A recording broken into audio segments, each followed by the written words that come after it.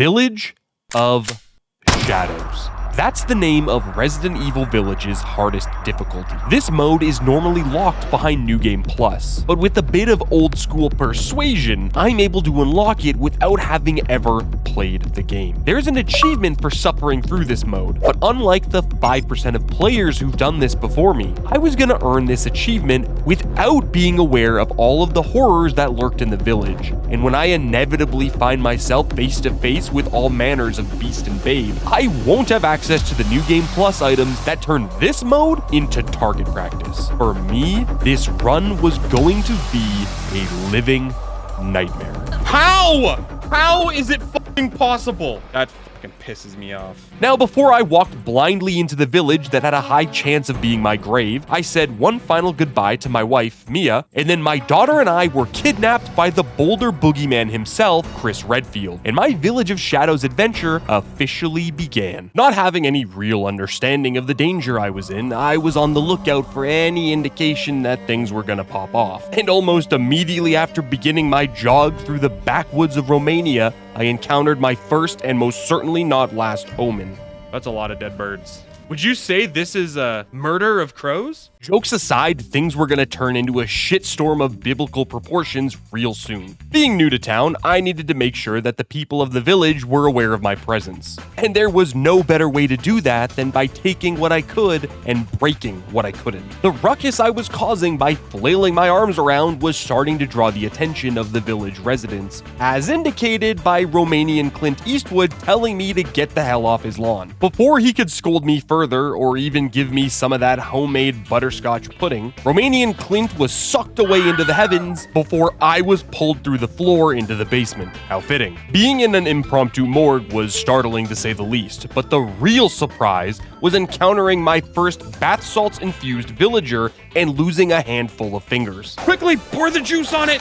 Ethan, you must heal! Oh, dude, that is actually fucking vile. As I faced the first enemy in the game, I had a few concerns with no real way to relieve them. The biggest of these was that I didn't know when ammo was going to be needed during the run. You see, Village of Shadows is known for having some of the tankiest bosses in the whole franchise. And without the New Game Plus items, it would be easy for me to accidentally lock myself out of a completion if I wasn't careful. This consideration was enough for me to explore the viability of the default knife in a conveniently placed cooking apparatus. You see, it wasn't until I had died after hitting this enemy 21 times with the default knife that I was already starting to think that I might be in over my head. The first enemy was able to kill me a total of 4 times, and this brought me to the realization that the encounters in this game weren't going to be like the other Resident Evil games. Every fight was going to be a battle for survival. That being said, my 5th attempt showed me an important component of the enemy AI,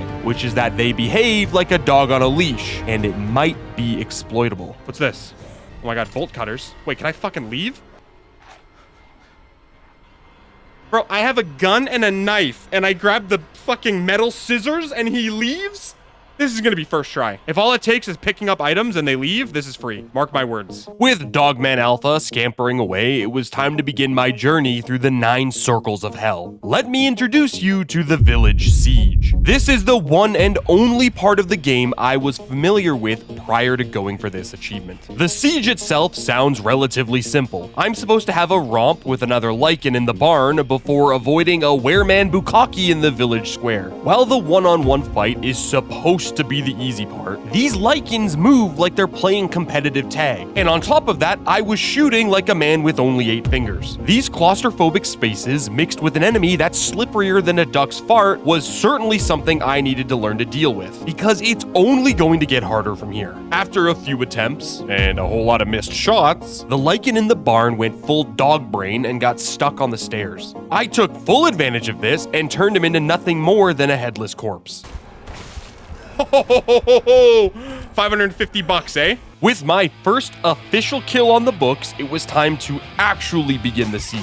This section is nothing more than a glorified game of keep away, and the goal is to keep the Lycans away from my internal organs. To do this, I grabbed a shotgun from one of the houses and then snuck through a cellar expecting to find safety at the end of the tunnel. But instead, I walked myself into a corner and paid the ultimate price. Running around was not the ideal strategy, and it took a few attempts alongside a Lord of the Rings crossover for me to even begin to realize that. Well, this is the thing that's gonna kill me. This is some sort of golem, all right? This is a werewolf dressed like Sauron. If running wasn't going to work, I would need to fight these guys on my home turf, which means I would need to make my stand in the basement. To do this, I put cheek to wall and prepared to mount a stationary last stand. Unfortunately, the Lycans hate campers, and after about 3 minutes of swiveling, they showed up ready to steep their teabag on my corpse. I don't even know what... Oh my god, I'm so fucked. Bro. What the fuck was that? Squatting in the basement felt like a strategy that could work. But after being evicted non-stop for the better part of an hour, the Lycan landlords were a tough bunch to please. Every time they drove their axe into me, I could feel their hatred grow. This encounter ends after two things happen. You survive the appropriate amount of time, and Urias the Wolfmaster shows up. Now, I didn't know these were separate criteria, and I made the brain-dead decision to approach Urias thinking my eagerness would buy me extra credit. But all it did was bring my IQ down to 0. Is this the guy that has to catch me? Do I run up to him and he catches me? Hello? Are you the guy that I need to see? Or am I dead? I think I did that wrong. Bro, what the fuck, man? Now that the correct rules of engagement were loaded into my cerebral cortex, I had an idea that I thought might work for staying alive long enough to get manhandled by Urias and his boys. I noticed earlier that one of the buildings had a ladder inside, and by staying in this vertical shaft like some kind of dollar store Santa, I could wait down the time before making a run that triggered the cutscene. After what felt like forever, Urias and his boys give up on hunting me down to chase what I can only imagine is 101 Dalmatians. And I'm left in the village with only my weapons and somebody's senile grandmother. This is where my mission truly begins. Since I ultimately need to find my daughter Rose, I traveled to the one place where I thought the children would be, the corn. But to my surprise, this cornfield was actually a wheat field, which explains why it was full of murderous monsters, just like the rest of this damn village. I was lucky enough to be invited into a shed with a woman and her dying father, and every ounce of me knew something was about to happen. Something tells me these guys are fucked. Due to the dangerous nature of the village, my new friends and I were taken into a nearby farmhouse with a reasonable amount of suspicion, all things considered. I decided not to stay long because there was some serious Manson family shit going on, and I was getting a flashback to the last time I was sat at a dinner table with a bunch of weirdos. Leaving the Manson family farm, I now had all the keys required to take the road up to Castle Demetresque. Now, before I enter the castle of the local sex pest vampires, I'm taken captive by the lords of these lands. These bunch of whackpackers will be the bosses I need to take down in order to get back Rose. And with no time to waste, I made my escape and headed back to the castle. It's important to note that not all the faces in the village want to kill me or sleep with me. And thank God for that, because it means I get to befriend the Duke. This man will be a beacon of hope during this playthrough. He'll offer me various supplies that I need to survive, and he also knows how to upgrade my weapons. I will be spending a small fortune at this shop soon, but for now, I need to head into the castle and look for Lady Demetresque. Unfortunately for me, I applied enough Axe body spray to attract even the dead, and the 3 vampire sisters, Daniela, Bella, and Cassandra, showed up to get a piece. I told them I had a wife waiting for me at the morgue back home, but this angered them enough to put me in a top-shelf BDSM device where I would wait my turn in the CBT chamber. Now, what they didn't anticipate is that the Village of Shadows difficulty on a first-time playthrough without any upgrades is a ritualistic form of self-flagellation. And I was gonna hunt them down before they ever had a chance to flirt with me again. My confidence was high, but there was a nagging feeling that I couldn't quite shake. You know, I'm starting to get worried because I feel like I have collected a lot of supplies in a really short amount of time and have had to fight literally 0 enemies. And if my time in Resident Evil has taught me anything, it's that I'm about to be on the wrong end of the demiscrew. You know what I'm saying?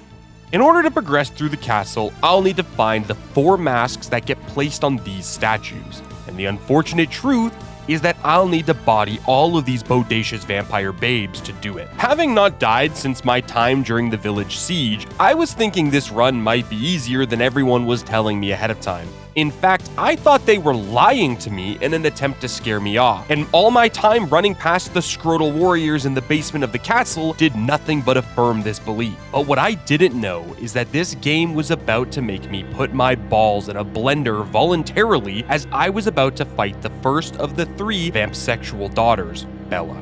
Being the first real boss, I expected the game to ease me into this level of danger. But the problem with that sentiment is that it wasn't even in the vicinity of being true.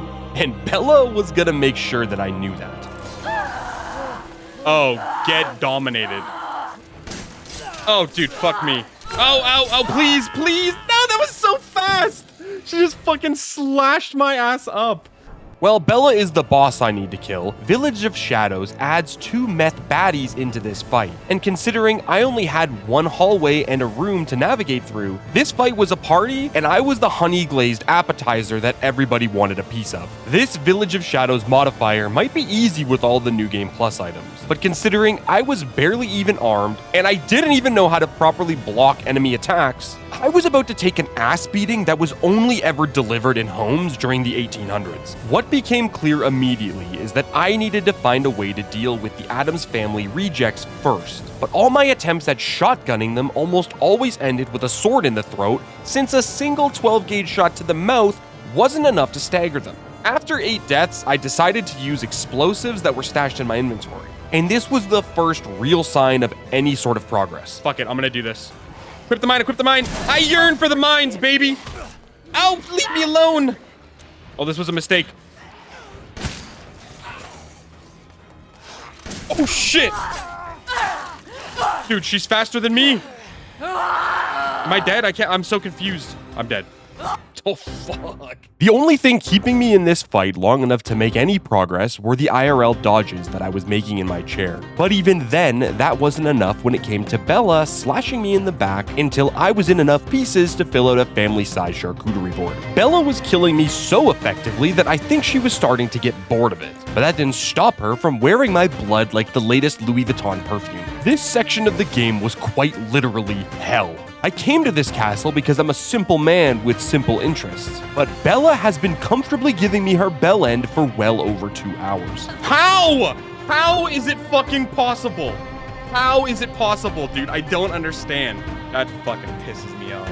There may have been a way to muscle through this fight with the supplies I had on me, but with only a few healing items to my name, bashing my head against this wall was only going to lead me to an early grave. And this thing's not dead. This is fucking unbelievable. It was clear that I needed a new strategy, and I remember something that had been discussed in the chat, which is a great segue to tell you that I stream these runs live at twitch.tv/Morgan's Basement. And if you want to come hang out while I'm doing these runs, I would love to have you. But as I was saying, it was discussed in the chat that I could grab some additional explosives and crafting supplies if I restarted from my last save and spent more time exploring the castle sex dungeon. Now, as much as I loathe giving up, this was a battle that was best fought with brains and a giga fuck ton of shrapnel. In hindsight, I should have done this sooner. Village of Shadows difficulty is set up like a marathon, but I had been treating it like a sprint through quicksand. Preparing for everything was going to be impossible since I didn't know the game, but keeping a healthy amount of crafting supplies should allow me to adapt as needed, and the Bella fight was an early example of why that was the case. Armed with an additional mine and a single pipe bomb, I ran my way back to Bella to see what kind of damage I could really do now that I was prepared for a pants-off scrap. Almost immediately, I could tell something was different this run. The explosives gave me enough CC and damage to make it through the 2 goons, which meant Bella and I were about to have a 1v1 in a deadly game of guard, parry, blast. It's fucking awesome. So far, I'm clapping, I think. I actually think one of the mines missed, but it's fine. Can't win them all. Oh my god, how is she... I am a little surprised she's still alive, to be honest. Is she fucking dead? Holy shit, I knew she was a fucking turd from the inside out. Oh my fucking god. Bro. And now we're out of everything. With no health, no fucking shotgun ammo, no mines, no pipe bombs. Almost 3 hours? You're not fucking wrong. The fact that I don't get an achievement for that is fucking sad. With Bella dead, I had an idea of what was in store for me, and it wasn't looking good. That said, I did manage to acquire a necessary item for progression alongside a weapon upgrade that was sure to help me down the line. I also took some time to snoop through Lady D's cabinets in hopes I would find something that was worth the trouble. Is it worth it? Achievement unlocked. It was worth it. Achievement. It's all you care about. What the fuck is this? There were still 2 sisters to deal with, and using the wine that's named after my sex life, I acquired the courtyard key, which means I was finally ready to head further into the castle to find them. This path took me through another puzzle that I completely first tried, of course, before taking me to the cellar to learn about the dangers of navigating tight hallways while bloodthirsty peasant zombies come in to taste my mold for blood body. What is this? Oh, bro, this enemy is like a goddamn wall. Uh-oh. I don't know. I don't remember how I did that, but I did it. Oh, no. Dude, get me out of this fucking basement. I never thought I'd say that. Battling through the no social distancing basement was going to be the easiest thing I did all day. But that's mainly because I soon found myself face to ass with Lady D while she was listening to the message I left a few hours prior.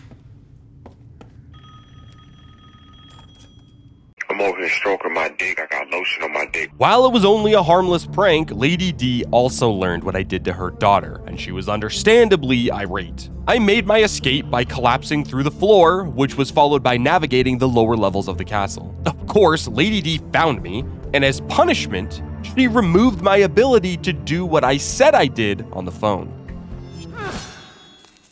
What the fuck was that? That's my other hand, man. Bro, I need my hand. What? Oh, dude, you gotta be joking me. What the fuck is this? Give me that back. Oh, no. All my girlfriends cut off my hands. And by girlfriends, I mean my lovely wife, Mia, and now my new girlfriend, Lady Demiscrew. Oh god, open the door. Oh, but losing a limb is nothing to worry about when you live in a world where a bottle of snake oil can glue anything to anything. And with my hand firmly reattached to my stump, I danced through a few enemies in the courtyard before heading into the opera hall and teaching myself piano like I was Ludwig von Beethoven. Oh my god, Picasso! Huh? Also, what the hell did I just get a key for? Oh, it's that key, right. The iron insignia. Oh shit! There you are. I ran back out the door that I came in and used the iron insignia key that I got from the piano to escape directly into the next boss fight with the second daughter, Daniela. Now, if Bella was a 10 out of 10 on the shitstorm scale, Daniela was the exact opposite at a 1 out of 10. This ended up being the easiest boss fight in the entire game. Just like George R.R. Martin, Daniela is allergic to the winds of winter. And by pulling this lever in the middle of the room, I can keep the temperature at sub-zero, which allows me to lay some serious pipe with the second Demetresque sister. And without a single death, I turned her into a seasoned piece of white dog shit at the expense of my ammo. Oh my god. First try. 360.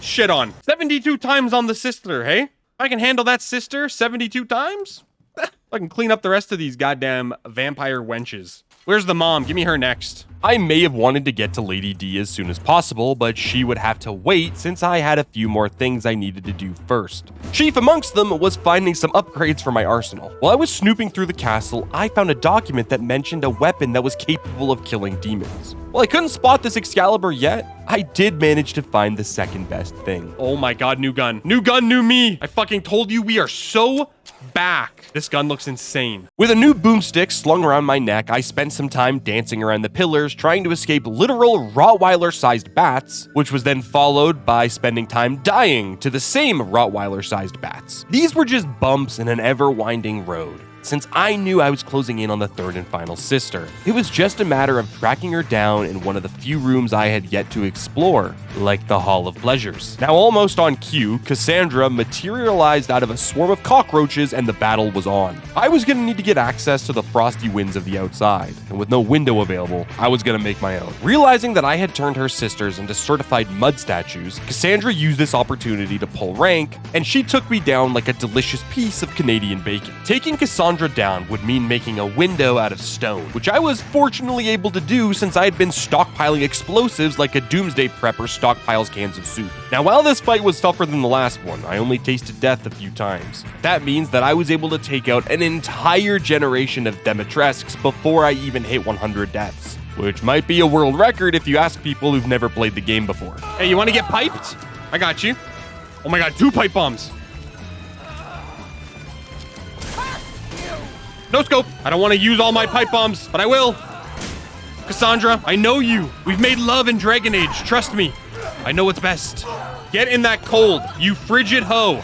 Are you dead? Oh my god, last bullet. Sayonara, sister. Huh? Hands up for that. Now, with the last of the daughters completely calcified, I grabbed the last mask that was required to leave the castle. Now, before I left, I took some time to investigate the price gouging that was happening at the Duke store. For $1,000, you can get 1 shotgun shell, which makes this the worst exchange rate on this side of Transylvania. I filed a complaint with the Romanian FTC and then made my way to what I thought was the castle exit. But it turns out this path doesn't take me out of the castle. It instead takes me to the demon-slaying dagger that I read about just a few minutes prior. Now, as if it was scripted, Lady D steps in to confront me, but armed with the one thing that can kill her, I sliced her ass up and forced her to turn into her true form. With Lady D turned into the grossest bat bug I had ever seen, it was finally time to cut the head off the metaphorical snake. Being the first major boss in the game, I wasn't exactly sure what to expect, but it was pretty clear early on that the only expectation should have been death or a few 20-minute attempts. What the fuck was that, bro? Am I dead? Bro, she one-shot me?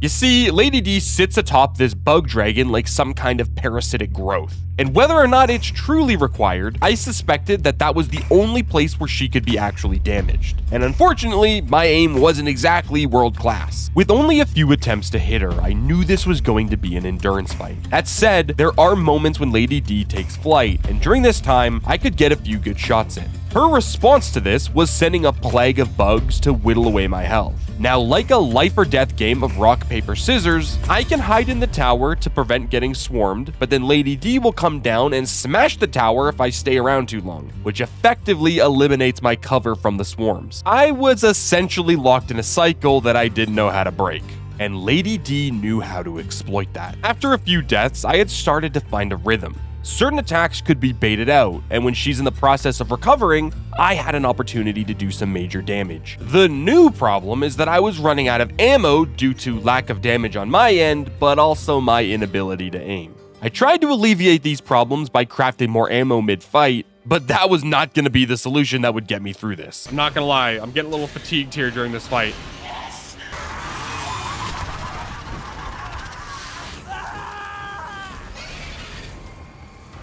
What a fucking pre-fire. To make sure I got the most bang for my buck, I decided to pull the trigger and upgrade the damage and ammo capacity of my rifle. This should allow me to still miss some shots while getting in way more damage with the shots that do hit. It turns out this is exactly what I needed to do. I was pushing in her buttons while dipping and dodging through all the attacks that she threw at me. I actually had all the confidence in the world until I learned there was in fact another phase to this fight. Oh, dude, what the fuck is this now? Oh my god, is there a second phase to this fight? Oh my god, I don't want to have to run. Go, go, go, go, go. Fortunately, this second phase is actually pretty straightforward. You have to avoid the side of the arena that Lady D is targeting by simply standing somewhere else. Before I recognized this pattern, I got extremely lucky by dodging the first few attacks. But that luck was all I needed to put the D in Lady D is dead. Oh my god. I need craft ammo, craft ammo, craft ammo. Oh no! Oh, I fucking shit on her! Bruh! What the fuck is this fight? I better get a goddamn achievement. Thank the Lord. That sucked. Hallelujah, brother. You're preaching to the choir. The fight with Lady D was a bit anticlimactic, since most of it involved running away and then getting 1 or 2 shots in when a window opened up. Now, while I wasn't aware yet, this was going to be a vacation compared to some of the bosses that were gonna pop up later. With the Vampire Queens conquered and almost no ammo to my name, I was finally free from my blue ball dungeon and ready to explore the remaining paths in the village. My lack of an arsenal was going to be a problem if I run into another boss fight sometime soon. Thankfully, I discovered a secret strategy that was gonna let me ammo max without needing to battle every lichen that catches a whiff. The strategy is called BDSM, and here's how it works. Since the lichens are typically grouped up, any fight with them will almost certainly lead to death. So the first thing you should do is back off. The lichens are ferocious, and if you give them a wide berth, they won't aggro onto you. Now, if you can't back off because you've already got yourself elbow deep in a group of lichens, the next step is to disengage. The lichens are a profoundly dumb group of minions, and they will almost certainly forget about you if you can pull away fast enough. In the event that a lichen is puppy guarding a path that you need to take, you can use the third survival trick, spawn manipulation. You see, the lichens have short lives, and if you trigger them and run far enough away, they will cease to exist entirely. This was something I genuinely couldn't believe, but it works way more often than it doesn't.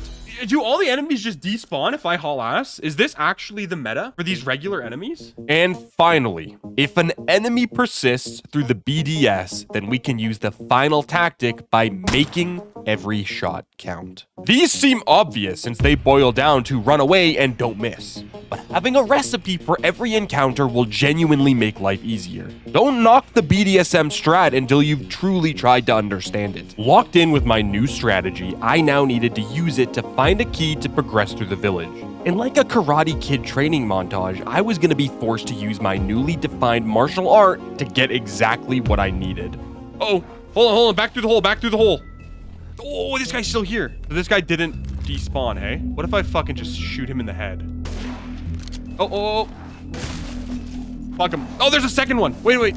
Okay, they're not despawning. I missed, fuck. Come at me, bro. That is, oh my God. Well, remember all that ammo I said we had? We just lost about half of it. I thought they despawned. I got fucking baited. This guy dropped a fucking sack of gold. I'm gonna run it. Oh, fuck that, bro. Nope. Now that you've seen what kind of danger lurks around every corner, you can understand why avoiding fights when possible is the go-to move. But if you make your shots count, you can get a lot of mileage with only a few supplies. We're gonna try something. Holy shit, that worked. Hey, bud, move. Okay, it's the Eggman key. Question is, does the door open right away? Oh, fuck. It didn't. I unlocked it. I don't have health. Oh, fuck me. Oh, no, get to the ladder. Don't arrow me in the back, you bitch. I think we made it. With some semblance of a plan for combat, it was time to figure out what the hell was really going on in this village. And if I'm lucky, just maybe save my daughter in the process. The first step in this process was collecting the 4-winged key. This would allow me to head to the Isle of Madness and Nightmares. This is important because this diluted path was taking me to my second lord, Donna Beneviento. Oh, we're gonna fuck her up. She's a doll? I'll drop a pipe bomb right on that goddamn doll and blow it up. The Beneviento estate can best be described as an extension of Jigsaw's compound. And when I entered the basement, I heard something that was all too familiar. Hello, Morgan. I want to play a game. Donna's section of the game involved being confused for a little over an hour while I attempted to complete this adult point-and-click adventure game. There was a good amount of nightmare fuel in this soon-to-be quarantined estate, but escaping the basement allowed me to end the Beneviento bloodline once and for all. While there was almost no real threat in this area of the game, that comfort was going to be gone very soon. Before I stepped into whispering winds of shit once again, the game blessed me with an upgraded shotgun as I was leaving Donna's compound. Now, I was running into the issue of having too many items. This was a blessing, to be sure, but it was one that meant I needed to be more selective with what I chose to carry around. Oh my God, I don't have health. I can't fucking make one. I don't have room. Okay, that was my way of escaping. By the time I made my way back to the Duke, I was ready to purchase some increased inventory space to deal with my first world problems. And before I could make any progress, I was attacked by my neighbor's dog, even though he swears it would never harm a soul. Bill's dog aside, I ran past him and faced certain mortal danger to get my filthy little loot goblin hands on whatever was inside this shed. And it's a good thing I did, since I found the grenade launcher. While I don't have much use for it right now, this weapon would be invaluable for crowd control later on. The last piece of loot that I grabbed was the high-capacity mag for the F2 rifle. While not explicitly stated, upgrading the ammo capacity of a gun will refill the magazine. So this one item was worth up to 15 bullets depending on when I used it. My inventory was now looking clean, and it was time to head south of the village to confront the third lord, Moreau. You see, beyond the Chunder barricades down south, there exists a creature that looks like the physical manifestation of the sound. This is the mutated Moreau, and he would be the next nightmare I needed to wake up from if I wanted to save Rose. But before I could deal with him, I was gonna need to find a boat and a key to navigate the village swamps. This is when I fought my greatest enemy, my lack of direction. Give me the boat. Oh, fuck. Oh, no. Wait, I got the boat key. Where's the fucking boat? Okay, well, we're just oh, we can't even go this way. Okay, I think we're dead. That's fine. Being directionally challenged was a problem that could be solved with an impromptu lobotomy later. But for now, the bigger issue was going to be getting rid of this water, so Moreau couldn't keep me contained down here. While cruising around and looking for a way to drain the main vein, Chris the Boulder Basher Redfield ambushed me and did the RE8 special. He said a lot of things that only made me more confused. Our question in question was cut short when Moreau showed up like a catfish in heat and made us scatter. This entire section of the game consists of avoiding Moreau and all of the undiagnosed diseases that he carries around with him. The primary way of doing this is by figuring out how to cross the rickety bridges that are being monitored by the big fish man himself. Getting past this was nothing more than timing sprints and pulling levers. But once I made it past all the dangerous bits, I spoke to the Duke about a talent you probably couldn't guess that he had: cooking delicious food. By gathering animal remains throughout the world, I could have the Duke cook me some food that will grant permanent buffs. This go around, I took him up on the daily special to get the large damage reduction while guarding. This was perfect timing since I was about to fall out of the frying pan and into the putrid fire that is Moreau's arena. This fight is a little bit different than the last two lords. You see, Moreau is always in the arena with you, and when it comes to dealing damage, you get a lot of opportunities to hit him. He makes up for this availability by having a health value that's only reachable with payday loan interest rates, and he deals lethal damage in just 2 hits. After my first death, I was even warned that this was going to be painful. This boss is 10 times worse than Lady D. Oh, bro, you're cooked. LOL. Well, understanding how to kill a frog that's the size of a building was already a challenging task to begin with. But what made it worse is that I was already having trouble avoiding his attacks. I hide here. Will he hit me? I'm stuck. Oh, bro, he's got me trapped. What is this prehistoric dog shit? No. Oh, shit. Okay, we're good. We're good. No. Quick scope. That guy came in hot. Oh, what the fuck is this? He flies. Acid rain? Is this what they meant when they said that there's climate change? Dying to pollution is something I was used to at this point, but what I wasn't used to was having no healing items at all. Based on how things have shaken up, I have a total of 2 healing items, including the one from inside the arena. This makes the margin for error basically 0 for the entirety of the fight. When trying to find a strat to beat this guy, I thought using my large supply of explosives would be enough to put a dent in Moreau's ability to function. But in the long run, it did nothing but make him want to kill me faster. It was pretty clear I was gonna need some serious luck to survive in this fight long enough to use all my ammo and take down this oversized tuna. I had noticed on a few occasions that Moreau would attack into this smoker's corner and get himself stuck for just long enough that I could get a shot in. This didn't lead to a win at the time, but I kept trying to loop him around that building in hopes that he would sacrifice himself to help my cause. But instead, he got understandably irate and proceeded to erect some mucus barricades that I needed to cut down mid-fight. These distractions were clever. I was funneled down particular booger paths while Moreau used his halitosis mouth to take me down when I wasn't looking. That was the outcome for most of my attempts, but eventually, something changed. I couldn't tell you what I had done differently, but when I lured Moreau into the cuck corner, he decided that he needed to take a seat and let me perform the ancient art of wax on, wax off. And I was planning on taking full advantage of this opportunity if it meant I could leave this bog of eternal stenches once and for all. What I didn't expect is that this would take literally 22 minutes to get through. I'm worried that, like, there's a different trigger that I don't understand, and I'm just sitting here, like, almost beating him. But I don't know that I have to do something else.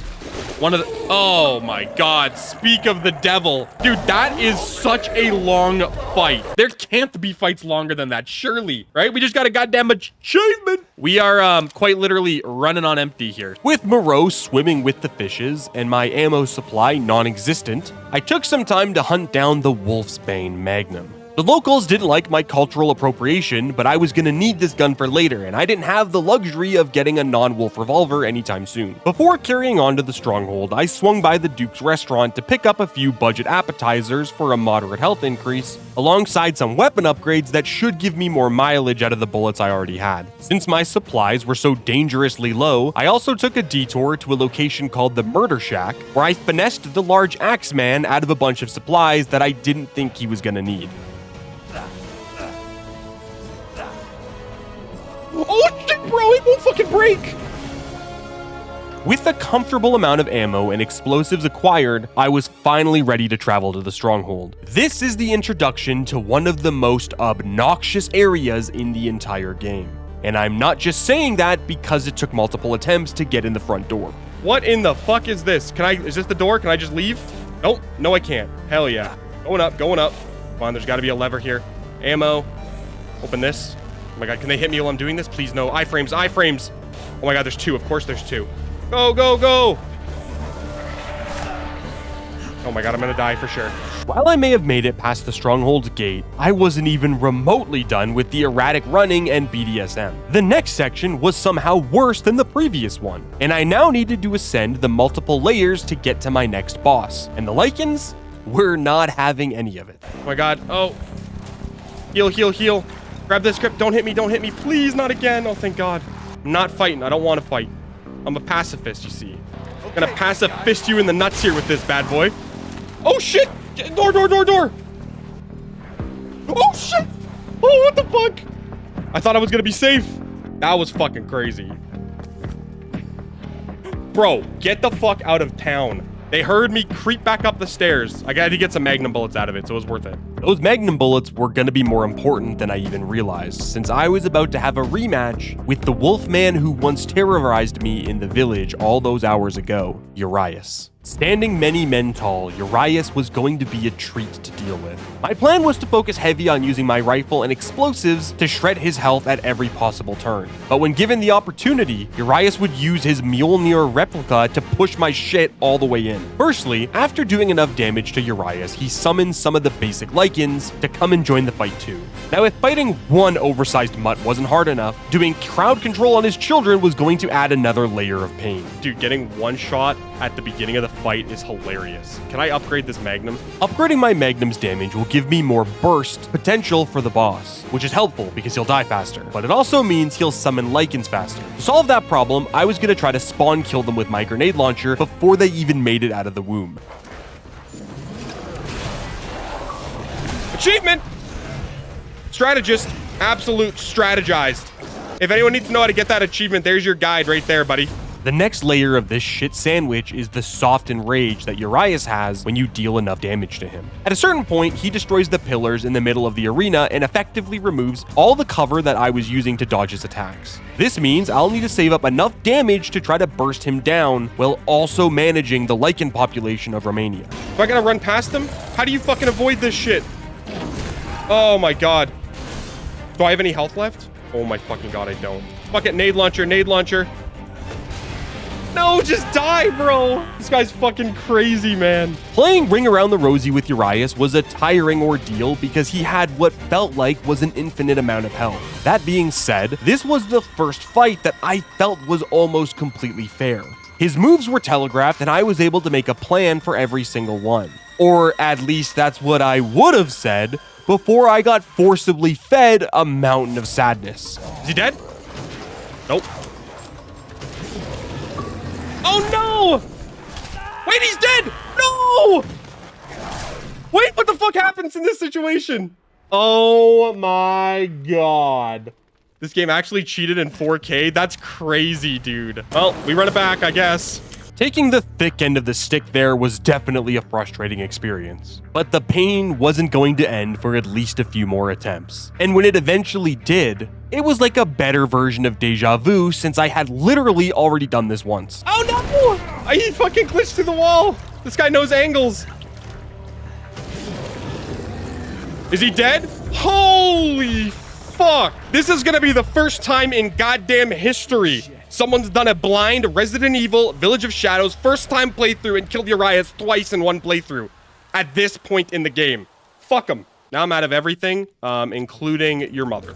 I now had all 4 pieces of my daughter Rose, and Heisenberg himself invited me to his factory to have a little chat about his plans and his product. Using the key that I acquired with Rose's flasks, I gained access to Heisenberg's factory. If you didn't count the blue hue that was clinging to the air, this seemed like a perfectly normal facility. When I eventually found Heisenberg, he wanted to pitch me an idea that would have us working together to defeat the real villain, Mother Miranda. I wasn't entirely sure what he was talking about. When I told him that, he took it as weaponized stupidity and sent me into his BDSM cave to figure things out for myself. What Heisenberg didn't know is that I invented the BDSM tactics. He merely adopted them. To assert my dominance in the factory as fast as possible, I shot one of the Terminators that was on the conveyor belt to unlock an achievement. This dopamine was enough of a boost that I was ready to get deeper into the factory and find a way out ASAP. Getting out of this metallic hellscape was going to require crafting a few different keys in the forges that are guarded by the Resident Evil equivalent of Dark Souls 2's Smelter Demons. Using the knowledge from the BDSM tutorial earlier, I can insert a key mold into the forge before disengaging and running all the way back to the start of the area. Doing this was enough to make the enemies lose full aggro and allow me to run back in like a little goblin and grab a fully crafted key. This was the main strategy for this entire section of the game, since the enemies down here are literally built to consume lead. But when they didn't despawn, I turned Heisenberg's factory into my own personal item dispenser. Yeah, let's see if we can lure them in. Oi, bruv, I think I hear them getting clapped. I assume I can shoot this and stop it. What if I just use it to my advantage? You make it through, brother. I'm gonna send you home. Ooh. With all the money I was finding on the factory floor, I took my profits back to the Duke to buy the strongest shotgun I had seen so far. My arsenal was starting to reach the ceiling of what was possible on a first playthrough. And while I didn't know that explicitly, I could sense that the game was starting to throw supplies at me because the inevitable ass beating I was sure to get was approaching fast. Now, before I could confront Heisenberg on the debauchery I found in his factory, I needed to take out his airplane-infused lieutenant, Sturm. That is fucking crazy. I forgot about the fucking airplane guy.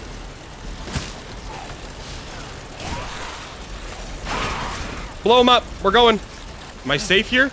Oh, thank God. On the surface, Sturm is a relatively simple fight. Once in his arena, you first need to get him to charge through all the walls to open things up. Now, when the mechanical room of death is wide open, like a professional bullfighter, I can lure Sturm into a charge attack that ultimately leaves him stunned for just enough time to deliver a couple of backshots. After a few cycles of this, Sturm transforms into the outtake vent of an industrial-grade AC unit from Nevada, and he blows fire all over the place. The way to kill him is by repeating this cycle a few times until he eventually shuts down and goes to airplane heaven. This means the only challenge in this fight is limiting my own mistakes, which was a battle I was never able to win consistently.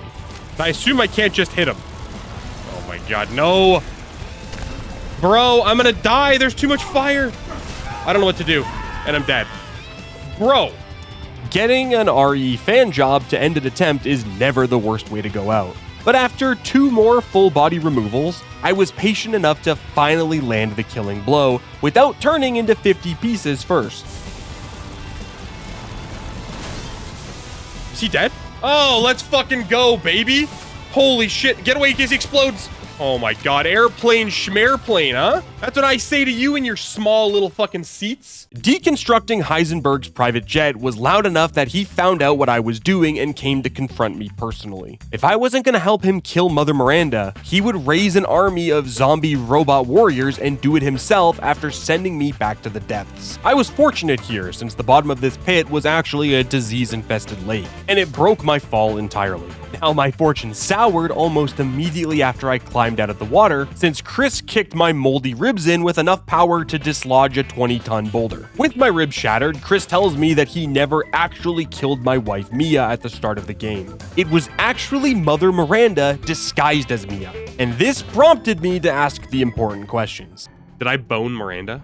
Chris didn't have time for my serious inquiry since he was trying to become a bureaucrat, and he tells me that I need to stop Heisenberg before he kills Miranda and takes Rose's powers for himself. Now, to make up for being a dick earlier, he arms me with a Wall-E-inspired tank and sends me out on a 1v1 robo-war with Meth Magneto. And it's actually the easiest one in the game from my point of view. In fact, it basically just boils down to shooting the glowing orange weak points when he's far away, and then shooting a missile at him when you need to create some space. There isn't even much I can add to that explanation since that is literally all I did to make it to phase 2. But this is where things change up a bit since our tank is now MIA, and we need to pump Heisenberg full of enough regular bullets to take him down. Which is actually exactly what I did to first try the second phase as well. I'm just gonna shoot him. This looks like a fight that's basically impossible to win. So we're just going to try to light his ass up. And we're just going to use these metal thingies as cover. God, he didn't like that. He didn't like that. Oh, shit. All the cover's gone. Oh, phase 3? Phase 3. Lock in. Lock in. Oh, that's the end of the fucking fight, bro. The fact that we killed this first try is like, makes this the best boss fight in the game. Oh my God, I'm the man. Achievement! I was ready to throw an absolute rager of a party on Heisenberg's corpse when Mother Miranda finally took the field. She let me know that I had taken out one of the only people that was capable of stopping her. To celebrate, she high-fived my chest so hard that she was able to steal my heart and send me back to the lobby screen. If anyone was gonna stop her at this point, the rock man Chris Redfield would need to leave retirement and get ready to fight for the fate of humanity by saving Rose from Miranda. Playing as Chris in Resident Evil Village is like getting a whole new high from the same old drug. He has some of the strongest guns in the game, and using them on the Lycans is like getting buff enough to go back and take out your grade school bully. Yo, you remember when you were shitting on me? Huh? You remember that, you fucking stupid ass werewolves? Oh my God, feels good to be the fucking man. I got some lycophilia, you know what I mean? Oh my God, this is my favorite part of the game and it's not even close. Chris's balls grew 3 sizes that day. I'm surprised I'm able to sprint right now with the amount of drag coming off of my sack. I was reaching previously unheard of levels of confidence now that I had access to the BSAA's finest. Chris and I ran through the village, putting belt to ass on the entirety of the Lycan population. And upon reaching the center of town, I used the laser designator to blow a hole in the earth that was big enough to pursue Miranda. Entering my newly formed cavity, I was expecting to find baby Rose, but instead, I had the displeasure of being reacquainted with Urias Octavius. My favorite wolf boss was back for round 3, and he had some visual upgrades to boot. I figured my updated arsenal would be enough to take him out without needing to break a sweat. But during his metamorphosis, he learned the art of bullet absorption, and he took me down on the first attempt. Not having time for this kind of encounter since the fate of the world is literally at stake, I took my Hammer of Dawn at home into the hole with me and turned Urias 2 into dust with orbital efficiency. Heading further into the cave, I discovered the Megamycete. This is the fungal progenitor of the mold, and it's the core reason I've been turning werewolves into calcified dog shit. The story reveals here had my head spinning, and I even had a muted loregasm while reading through the documents in Miranda's lab. This section of the game was just revelation after revelation, with the main one being that heartless Ethan was still in fact alive. Bro, what the fuck? Putting aside the game's zigzagging story, Ethan was picked up by the grocery king himself and taken to the location of the altar where I could confront Miranda once and for all. Knowing this was the end, I took some time to pick up a couple of extra modifications before I surprised Miranda with the fact that I am no longer deceased. The main upgrade I bought here was the increased capacity for the Wolfsbane. Buying this would effectively give me 7 Magnum shots going into the final boss fight. I also took out a second mortgage to pump the power and ammo on my F2 rifle, since that's the weapon that does the second most damage. And oh boy, was I gonna need some of that. Entering the ritual site showed me 2 things. Firstly, my daughter Rose was alive. And secondly, Chris Kyle was watching over me this whole time, but he must have missed the shots on the other 500 enemies before this. Dude, he just shot her in the fucking head. Ow, let go of me, bitch. After taking a shot like that, Miranda turns into the Angel of Death from Hellboy 2 and tries to come in close for a taste of Ethan Pie, which she succeeds in doing less than 10 seconds into the first fight. She summons Mold like she's one of the goddamn earthbenders. Oh shit. That was a crazy combo. Miranda's boss fight is one of the most complex encounters in the entire game.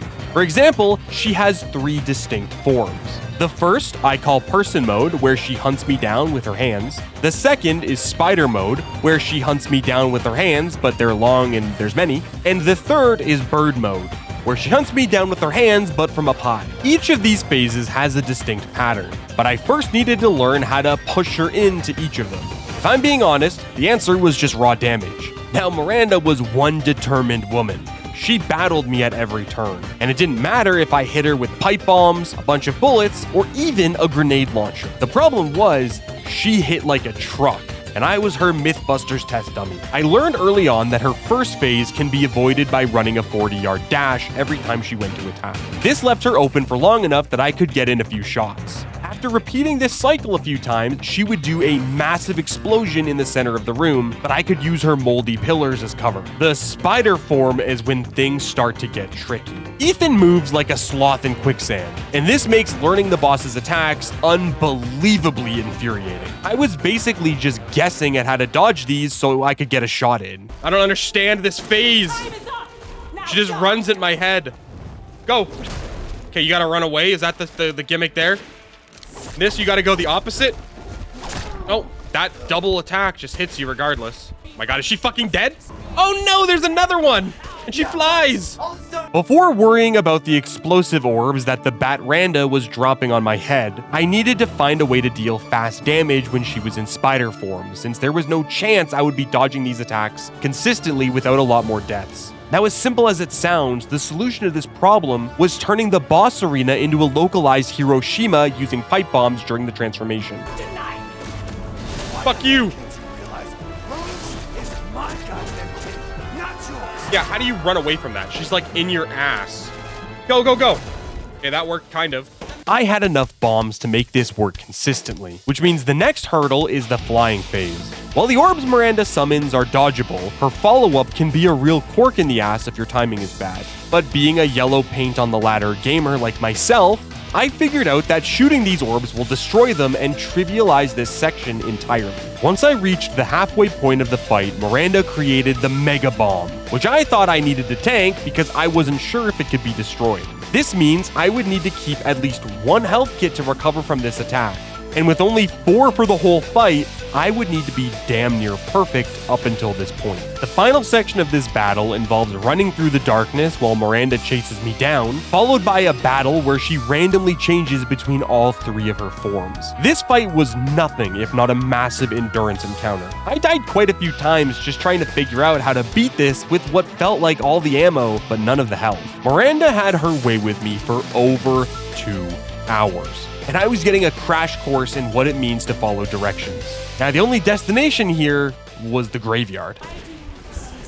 No, now she's running at me. Bro, she just fucking hotkeys. She just like runs at me into my body and fucking gets me. I don't understand, man. There were 2 things here that were going to make the difference and let me commit fungicide. The first was selling all my non-essential belongings so I could afford the V6 one handgun. This would allow me to destroy Miranda's balls in an epic display of CBT and avoid taking unnecessary damage. The second lesson was instead of shooting Miranda during the spirit bomb with 4 magnum shots and then guarding to prevent damage, there is just enough time to put 6 shots in her with a maxed out F2 rifle, which effectively stuns her and saves a medkit. This was the key to winning the whole fight. Like, I'll heal after the explosion. 6 shots.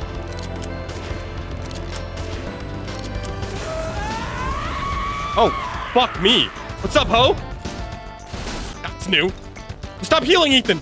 You can stun her out of that? I have 3 magnum shots left. I have a med kit. Holy fuck, I didn't know I had a med kit. Go, go, go. She's doing that fucking explosion bullshit. This has to be close to the end, considering she's doing this shit again.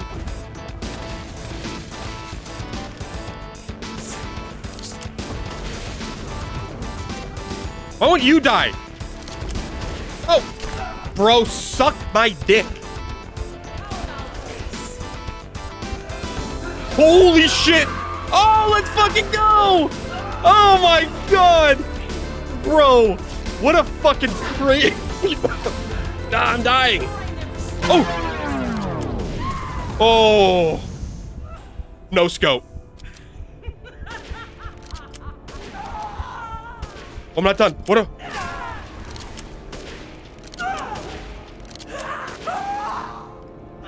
Oh, dude.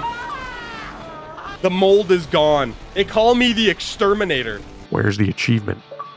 Hey! 10 hours is fucking full of shit, by the way. We played way longer than this. World's Best Dad. Finish it on hardcore difficulty. And finally... achievement! Universe Best Dad. Finish the story on Village of Shadows difficulty. Oh my God. 4 crisp hits. With the achievement unlocked and the mold dead, my Resident Evil Village journey is over for now. But if you want to see more, subscribe to the channel and come over to Twitch so you can be there for the next first try. Thanks so much for watching.